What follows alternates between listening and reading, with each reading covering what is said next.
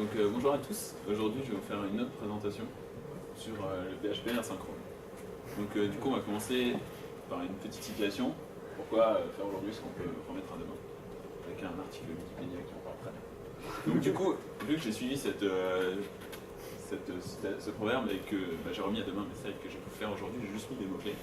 Donc d'accord, pourquoi? À votre avis, pourquoi est-ce qu'on veut faire de l'asynchrone en PHP? Ou de l'asynchrone tout simplement? Là, je vous laisse répondre à la question, donner des idées, etc. C'est pour les cœurs. Quoi? C'est pour les performances principalement. Ok, On peut faire envoyer plein de mails la nuit. ok, Pour éviter de bloquer l'utilisateur. ok, Ça c'est cool. ok. Donc voilà, donc c'est une partie des raisons que ça donnait. Donc pour résumer, c'est cool. Ça permet de réduire le temps d'attente. Ça permet d'envoyer les données la nuit quand il y a moins de charge, par exemple. Donc maintenant, comment est-ce qu'on fait de l'asynchrone?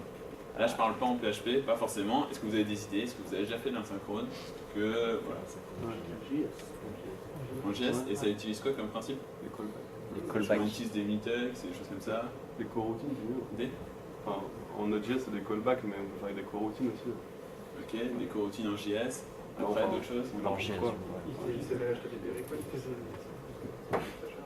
Ok, ouais. Ensuite, il y a sous Linux, il y a aussi un système qui permet de faire de l'asynchrone.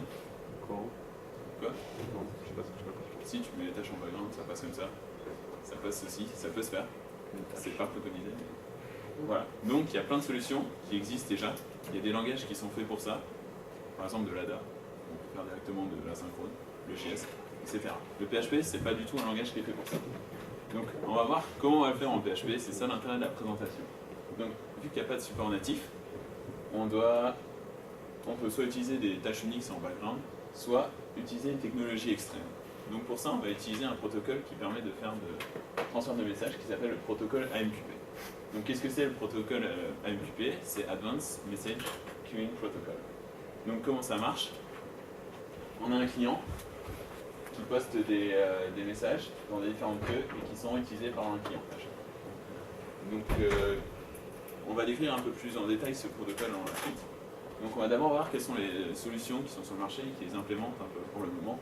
Donc il y a RabbitMQ, Open AMQP, Apache QPD, et il y en a beaucoup d'autres qui implémentent tout ce protocole-là.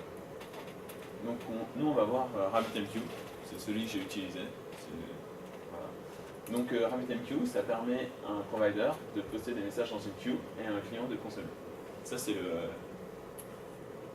le fonctionnement de base. On publie les messages dans une queue, il y a un client qui les consomme. L'intérêt de RabbitMQ, c'est que par derrière, on peut, au lieu d'avoir un client, on peut en mettre plusieurs. Et du coup, les messages sont défilés par les différentes queues, par les différents clients, directement. Ensuite, à RabbitMQ, il y a une autre fonctionnalité qui arrive, c'est mettre en place un système d'exchange. Ça veut dire que le provider, il publie jamais dans la queue directement. Le provider, il va toujours publier sur la même interface qui, elle, va être routée par après avec différents noms de binding. Donc par exemple, on a un système d'exchange qui est mis en avant des différentes queues et qui permet de répartir les messages en fonction d'un header qui a été mis en place. Et ça permet aux clients de se connecter juste sur une queue et de récupérer les messages qui sont directement liés à eux. Après, on peut faire des choses un peu plus compliquées avec des serveurs qui se bindent d'eux-mêmes avec les clients. Je n'ai pas trop compris ce message, mais on peut en parler. Donc comment ça marche en local? RabbitMQ, parce que là on a fait beaucoup de théories, comment ça marche en local. On a un paquet sur Debian et Linux qui s'appelle RabbitMQ Server, on l'installe et il met directement en place une interface graphique qui permet de voir l'état de notre serveur. Donc là c'est juste l'overview, on peut voir tous les protocoles d'échange, donc ce que j'avais avant pour aller dans les différentes queues. Les queues, avec dedans on peut avoir des statistiques sur combien de messages rentrent, combien de messages sortent, combien de messages sont en erreur, etc. Voilà. Et après, si on passe en production, on peut avoir beaucoup de fonctionnalités en plus. Par exemple, on a du clustering. Ça permet d'avoir le clustering, ça permet de mettre les queues sur différents serveurs. Et du coup, si jamais un serveur tombe, les queues sont persistées sur les autres serveurs. Si on n'a pas envie de faire du clustering, on peut aussi persister les queues et les sauvegarder sur le disque dur. Du coup, si la machine s'éteint, en redémarrant, on retrouve les queues. Voilà. Et on peut aussi mettre les queues en dead letter. Qu'est-ce que ça veut dire? C'est-à-dire que si jamais on analyse un message, qu'il y a une erreur au niveau du client, la queue elle passe en dead letter. Et du coup, on voit que ce message a planté et après, on peut analyser par après pourquoi ce message a planté et comment corriger ça. Voilà. Vous avez une question? Ouais, si tu fais du clustering, tu as des garanties du genre, enfin est-ce que la même queue peut être sur plusieurs serveurs et du coup tu as des garanties du genre un message de la queue peut pas être process 2 fois ou des trucs comme ça? Ouais. Non, c'est vraiment, les queues sont sur les deux serveurs, mais une fois qu'elles sont en un, elles sortent de tous les serveurs, quoi. Elles sont dépilées dans. Oui, ok. Donc si par exemple il y a un split entre les deux serveurs, un split réseau, ils peuvent se perdre et... S'il y a un split réseau, en fait, tu fais tu mets un HAProxy par exemple en avant, et du coup tu vois pas qu'il y a un cluster derrière, et du coup Ok, c'est ok. le HAProxy qui lui fait le balancing. le balancing, et du coup s'il y a un split réseau, bah, tu perds un des deux serveurs. Voilà. Ok, en PHP, on va voir les librairies qui implémentent ce protocole. Donc il y a PHP MQP, LibRabbitMQ, PHP MQP Lib. Donc en fonction de qui les maintient, elles sont plus ou moins bien documentées. Généralement, par expérience, c'est pas toujours très très bien documenté. Il manque certaines choses, la documentation est jamais complète. Ça manque un petit peu. Il y a même une PHP MQP Lib, je crois que la doc elle s'est fait retirer à un moment de PHP.net parce qu'elle n'était pas maintenue. Par exemple. Et puis il y a aussi des bundles qui sont faits pour Symfony 2, donc RabbitMQ Bundle, c'est celui qui est préconisé par RabbitMQ, mais il y en a d'autres bien sûr. Voilà, alors maintenant on va voir comment ça marche exactement. Quand on utilise la MQP Lib, bah, ça rend plus ou moins une connexion sur SQL, on se connecte, on prend notre channel, et ensuite on prend notre message et on le publie. C'est tout ce qu'on a à faire. Et donc ça publie un message directement dans Rabbit qu'on peut analyser par après. Comment on le consomme? On reprend une queue qui est prise sur le channel qu'on avait juste avant, et on a juste à faire un get du message. Donc l'inconvénient de ce code-là, c'est que ça va s'exécuter une fois, on va prendre le message, on va l'analyser, le script va s'arrêter. Donc du coup, il y a pas mal d'améliorations qu'on peut rajouter à tout ça. Donc, tout d'abord, on peut consommer plusieurs messages, ça aide. On ne peut ne pas s'arrêter aux exceptions. Si jamais le script plante, on catch l'exception, on met le message en dead letter, on republie le message en dead letter, et après on continue le script. Du coup, les workers ils peuvent continuer à tourner, même s'il y a un message qui plante. On peut rajouter un maximum d'exécution, parce que si jamais c'est un worker PHP, il peut y avoir un peu une fuite de mémoire, du coup la mémoire elle grimpe, et PHP il est trop grand. On peut aussi mettre un nombre maximum de messages, parce que si jamais on permet aussi de limiter ça. Et on peut aussi mettre un lock redis pour éviter tout ce qui est une queue qui est analysée par deux workers différents. Donc c'est le problème que tu avais, si jamais il y a ça, on peut mettre un lock redis par-dessus. Voilà, donc les implications d'avoir mis en place tout ce processus de publication et d'analyse de messages, c'est qu'on n'est plus obligé d'attendre qu'un traitement soit fait. Donc on peut séparer les différents travails, enfin on peut vraiment séparer tout ce qui est travail métier et affichage des données, un peu comme dans le SEO. Voilà, donc la première idée de comment est-ce qu'on peut faire ça en Symfony. Donc là, je vais présenter différentes manières d'implémenter ça dans du Symfony. Donc la première idée qu'on peut avoir, c'est on met les workers dans l'application Symfony directement. Donc les avantages principaux de ça, c'est que c'est très facile d'utiliser. On a un service qui publie les messages et les workers sont directement analysés et on peut directement utiliser tout ce qu'il y a dans Symfony directement. Et donc on a notre application, on a nos workers, ils travaillent en parallèle sur la même application, on a accès au même service, à la même base, au même domaine. Et du coup on peut facilement séparer les traitements. L'inconvénient de cette architecture-là, c'est que c'est très lent à déployer. Enfin, dans l'ancien projet, on utilisait ça. Le code du projet était beaucoup plus important et du coup, à chaque déploiement d'un petit worker, il fallait redéployer toute l'application, ce qui était un peu un facteur de risque, mais surtout, ça prenait beaucoup plus de temps. Et puis, ça utilise beaucoup de mémoire, parce qu'à chaque fois qu'on analyse une queue, il faut lancer tout le kernel sur Symfony. Un gros intérêt. Du coup, une deuxième méthode pour implémenter ce système-là, c'est de faire des workers qui sont totalement séparés de l'application. Donc les avantages principaux, c'est qu'on déploie que le worker dont on a besoin. Quand on en modifie un, on le déploie celui-là, les autres continuent à tourner, on ne s'en préoccupe pas. On n'utilise que ce dont on a besoin. Voilà, puisqu'on a un worker qui est totalement séparé du reste, on utilise juste les 2-3 entités ou connexions aux bases dont on a besoin, mais rien de plus. Et du coup, ça va beaucoup plus vite à déployer. Mais l'inconvénient, c'est qu'après, ça fait beaucoup de projets différents, et du coup, quand il y a un nouveau dev qui arrive, il faut qu'il arrive à cloner tous les projets pour pouvoir avoir la plateforme qui soit fonctionnelle en entier. C'est un peu plus long. Voilà. Donc, maintenant, on va voir un usage différent, parce que là, on avait l'usage classique, donc on prend nos tâches séparées, on les sépare, Voilà. Donc on va se mettre sur un... On va imaginer une architecture qui est orientée event. Quand on fait un event, le résultat de l'event, il n'est pas essentiel à l'affichage de la donnée au final. Donc par exemple, si on fait un unlogin, si on se bind sur unlogin, on peut faire un traitement, par exemple rajouter la date de dernière connexion, mais ça c'est pas utile, c'est pas essentiel pour afficher le résultat final. Et ça peut être directement mis dans un worker à part. Et donc, vu qu'on se bind sur event login, l'event listener, il a juste à publier un message au lieu de faire le traitement. Après, un des intérêts, donc si on va encore plus loin, si on pousse encore plus loin, c'est que quelque chose qui met toujours beaucoup de temps sur un process PHP, c'est d'envoyer des mails. Par exemple, nous on utilise SendGrid, il faut attendre le temps de réponse de SendGrid, ça met toujours beaucoup de temps, on n'est jamais sûr que ça passe. Donc c'est quelque chose qui met du temps et qui peut avoir une erreur de temps en temps. Donc ce qu'on fait, c'est qu'on peut déléguer l'action d'envoi d'email à un worker. Et du coup, lui, il va directement traiter les envois d'email à côté. Et donc s'il plante, s'il met du temps, c'est pas grave, parce que l'application, elle s'affiche directement. Alors le problème, c'était, il y a certains moments où un envoi de mail, ça fail, puis ça fail pas. Ça peut être juste le réseau qui saute à un moment, mais après il saute pas, du coup l'envoi d'email il est interrompu et il y a une erreur qui est sortie. Mais au final ça marche dans 99% des cas parce que le réseau est là. Donc ce qu'on peut faire, c'est donc ça c'est Olivier Dolbeau qui a mis ça en place. Ça s'appelle Swarot, ça permet d'ajouter des processeurs autour des consommateurs de messages. Alors je vais m'expliquer un petit peu, c'est-à-dire qu'au lieu d'utiliser le worker qui lui dépile toutes les queues, fait les traitements et renvoie les réponses, il y a un préprocesseur qui lui va analyser la queue, l'envoyer au worker. Le worker, en fonction de sa réponse, il va soit dépiler le message, soit republier le message par exemple.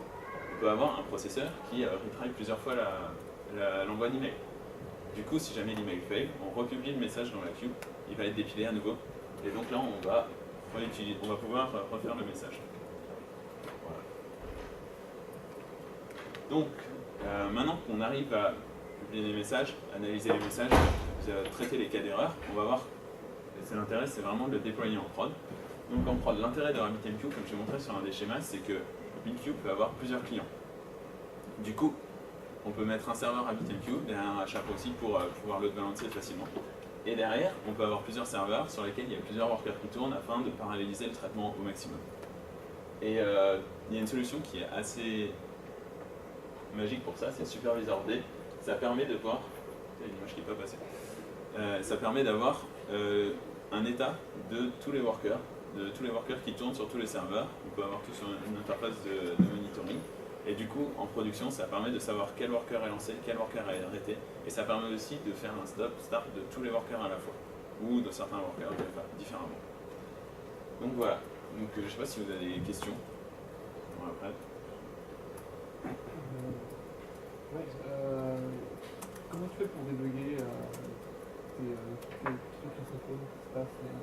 Alors, pour les workers asynchrones, ça va être soit une application Select, soit une application Symfony, selon les traitements que tu as. Et du coup, après, tu remontes les logs. Si tu as beaucoup de workers qui sont différents sur beaucoup de serveurs, tu peux utiliser une solution comme Logstash qui peut centraliser tous les logs. Et du coup, après, tu vois quelle queue a failli, à l'heure à laquelle elle a failli. Et du coup, tu peux aller voir dans Logstash à quel moment tel ou tel log a failli. Ouais, mais du coup, pour débugger ton code, tu es obligé de chercher, tu cherches dans les logs, mais après, si tu n'as pas toute la donnée nécessaire, effectivement, tu peux pas le Après, tu as le message qui a failli, il est toujours dans ta queue en data. Tu sais quels paramètres ont été passés. Donc tu peux retenter et le faire sur un worker à part. Ouais. Et du coup, tu peux vraiment relancer le message parce que c'est exactement le même message. Le message, il n'a pas changé d'état. Le message, il doit être traité, mais il n'a pas pu l'être pour une raison que tu ne connais pas. Et du coup, tu retraites le message et donc là, tu le vois faillir. Et du coup, par exemple, de base, tu peux dire si j'ai un truc qui fail plus que 3 fois d'affilée, je le mets en attente et je vais le débugger à la main. C'est ça, oui. C'est ça. Comme ça, tu peux limiter si jamais il y a une panne réseau à un moment. Là, tu dis, moi, je vais l'utiliser, je vais essayer. Ça, c'est juste un réglage à faire dans RabbitMQ. Non, ça c'est plutôt le préprocesseur de worker qui s'appelle Swarot. Ah, ça, d'accord. Qui lui s'occupe de faire ça. De base, quand on utilise un message dans un worker et que le worker fail, le message va en dead letter, et du coup tu peux l'analyser par là. D'accord. Et j'ai pas bien compris en fait le lien entre le préprocesseur et le worker. Enfin, en gros, le préprocesseur, lui, il utilise le worker et lui, c'est une surcouche au-dessus qui va C'est ça. gérer les erreurs, qui va gérer C'est ça, oui. Attends, on va voir, c'est pas. Donc, ouais, Rémi, Ouais, j'ai une question. Et en termes de testabilité, est-ce que tu as connu des soucis pour tester tester le process RamTMQ. Ouais, Bon, on l'a pas testé, c'est une solution qui est mise en place. Ouais, Du coup, ok. on prend pour acquis que le worker il arrive à dépiler les messages. Et du coup, après, tu peux tester ton worker, tu peux tester ton publier. Ouais. Mais entre les deux, tu testes pas parce que ça reste la configuration. Quand dans un worker, tu as besoin d'utiliser ton modèle ou des services et tout, ça veut dire que du coup, tu es obligé de les mettre dans des bundles communs en fait. Voilà, soit tu fais des bundles communs que tu réutilises en fonction. Donc, ce qu'on fait plus ou moins sur mon projet actuel, on a des bundles qui peuvent être utilisés en fonction de ce que tu veux faire. Soit tu réécris la partie code, ça dépend aussi de ce que tu as à faire. Quand tu as une application Silex qui met juste à jour la date de dernière connexion, bah, tu as juste une requête en base à faire, tu n'es pas obligé d'intégrer tout le modèle user, tu as juste cette requête en base à faire. Voilà. Si tu as des workers qui sont malades, tu as Supervisor Day qui te permet de. Ouais, Supervisor Day, il C'est te dit, il te donne l'état de tous les workers. Enfin, typiquement, si genre par exemple tu peux faire automatiser le fait que si tu as des workers qui font des fuites mémoire, tu les resets. Et... Voilà, donc c'est ça ce qui a été mis en place. Donc c'était pour le max message et max execution time. C'est que la mémoire elle croît à un moment parce que si tu utilises beaucoup de choses en PHP, tu n'as pas toujours la mémoire qui est gérée le plus finement possible. Et du coup, tu kills le worker à un certain moment, parce que PHP c'est fait pour mourir, donc tu le kills et tu le relances. Supervisor D, tu peux lui dire, voilà, tel worker, il doit tout le temps tourner, si jamais il est éteint, tu le relances. Si jamais tu l'as relancé 10 fois dessus, tu le préviens. Est-ce que tu peux créer des workers on demand suivant la queue? Après, ça reste des instances PHP que tu peux lancer à côté. C'est des worker, commandes en fait. Quoi? C'est des commandes. Voilà, un worker c'est une instance PHP, ça peut être une commande sur Symfony quoi. Donc c'est PHP worker consume, et du coup les workers ils sont tous consumés. Et après si jamais tu veux avoir plus de workers, tu lances plusieurs fois la commande dans différents terminaux. Un des intérêts dont tu n'as pas trop parlé, mais peut-être ça vous intéresse moins, mais si tu as besoin de faire un truc background qui a besoin de performance par exemple, tu peux écrire un truc en C ou dans un autre langage pour aller plus vite. Ma question c'est, est-ce que ton préprocesseur il est indépendant de PHP ou est-ce qu'il a besoin que le worker soit en PHP? Alors le préprocesseur c'est quelque chose qui est directement worker en PHP. Par contre le protocole AMQP est générique, du coup tes workers tu peux les écrire dans n'importe quel langage. Mais tu n'auras pas le retry, etc. Tu n'auras pas les Non, fonctionnalités. le retry tu l'auras pas, faudra le réécrire. Voilà, faudra le refaire. À part l'envoi de mail, tu l'as utilisé sur quoi d'autre comme. Qui appelle du C. Des redimensionnements de photos. Parce que les gars de fake. Quand un utilisateur met une photo en ligne, la photo elle fait généralement 2 mégas, mais après quand tu veux l'afficher sur différents devices, il faut la redimensionner dans différentes tailles. Et du coup le faire en synchrone, ou alors au moment de l'affichage, ça prend trop de temps, ça ralentit l'utilisateur, du coup tu fais quelque chose qui ressemble à du cache warm-up, et du coup tu redimensionnes d'avance, tu les stocks, et après tu livres directement l'image qui a été redimensionnée. Tu as plein d'idées. Donc il y a l'envoi de mail, il y a redimensionnement de photos. Après, il peut y avoir des traitements métiers. Au moment de la publication d'une annonce, par exemple, au lieu de la publier directement, parce que tu veux avoir beaucoup d'implications, bah, tu fais un pré-traitement de cette publication, tu notifies tous les éléments qui ont besoin, et ensuite tu fais la publication. Après, il y a un autre intérêt, c'est pour faire des logs riches. Donc par exemple, à un moment, si jamais vous voulez regarder l'action utilisateur, l'utilisateur poste un message à un moment, genre j'ai fait telle action, il le poste dans Rabbit. Et là, il y a un worker qui arrive, qui le dépile et qui va aller plus loin dans la construction du log. Il va dire à quelle heure il est arrivé, quel utilisateur c'était, quelle action il a fait, quelle action il a fait après, etc. Du coup, ça va enrichir les logs et ça peut se faire de manière totalement asynchrone et après c'est stocké dans une autre base qui, elle, permet de faire du traitement et de l'analyse de données.